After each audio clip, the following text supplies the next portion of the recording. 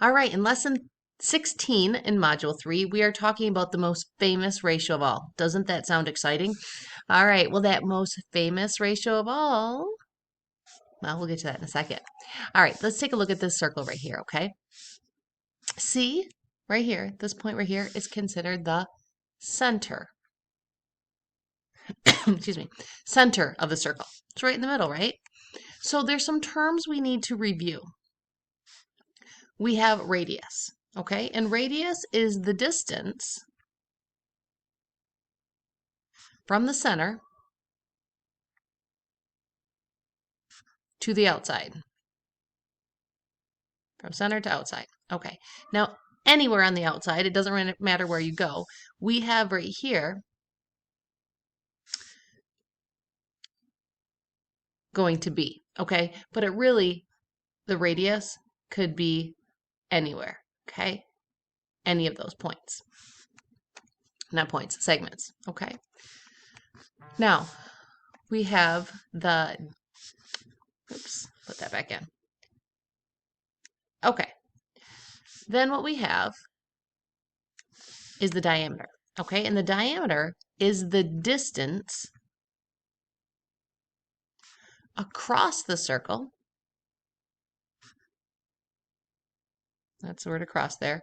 Across the circle, going through the center.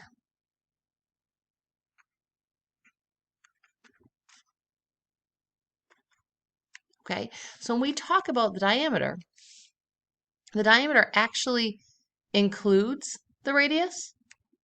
In fact, two radiuses make up a diameter. We'll talk about that in a second. But it's any point going through the center to the other side. Okay, that's the diameter. Now, I have circle here. I'm not going to really get into the definition of a circle, but I want you to know a circle contains, I'll maybe put the word, I don't know if that's the best word, 360 degrees. Okay, so in this circle here, there's 360 degrees.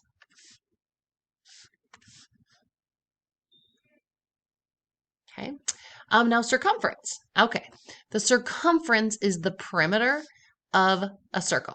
We've talked about perimeter of like rectangles. It's the perimeter of a circle. So it's the distance around the outside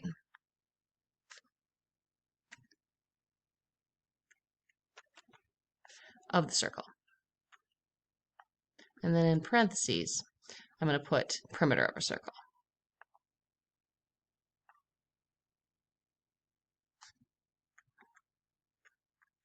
Okay, so it's this distance around the outside.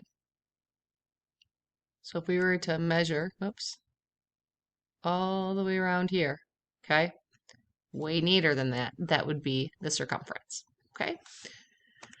So now, let's talk about the relationship between diameter and the radius, okay?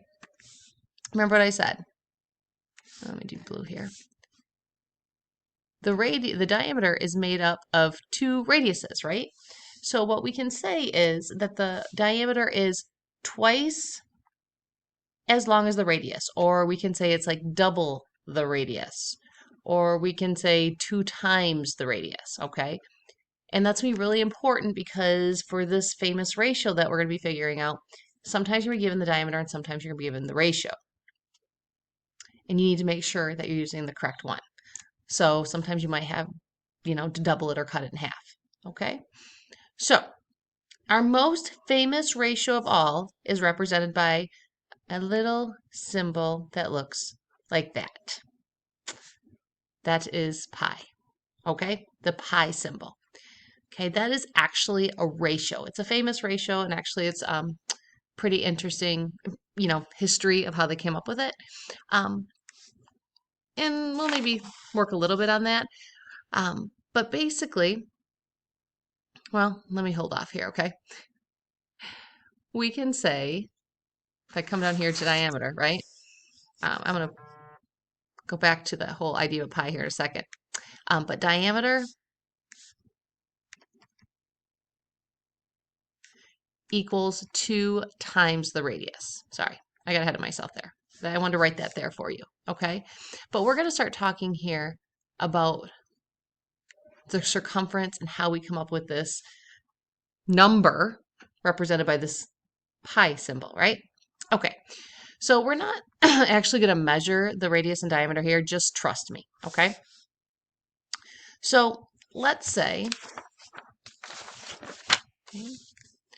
that I took a ruler and I measured this right here, this section right here, and it was 1.5 centimeters, 1.5 centimeters, okay? So if I measured that as 1.5 centimeters, that would mean the distance from the center to the outside. That would mean the radius, I'm going to mark that with an R, is 1.5 centimeters. Now, if I know that, how do I find the diameter? Well, the diameter is 2 times the radius. So all I have to do is go 2 times 1.5, and I would get the diameter is equal to 3 centimeters. Okay? So now for this next one, again, we're pretending here. Let's say I measured the diameter, and it was 4 centimeters. Okay? So if the diameter is equal to 4 centimeters, how could I figure out the radius? Well, remember, the radius cuts it in half.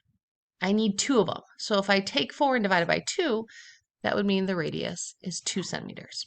Don't overthink it, just understand that relationship, okay? Same thing here, just real quick. If I had measured, like the radius, I don't even have to measure the whole thing, right? Let's say I said this was 3 centimeters.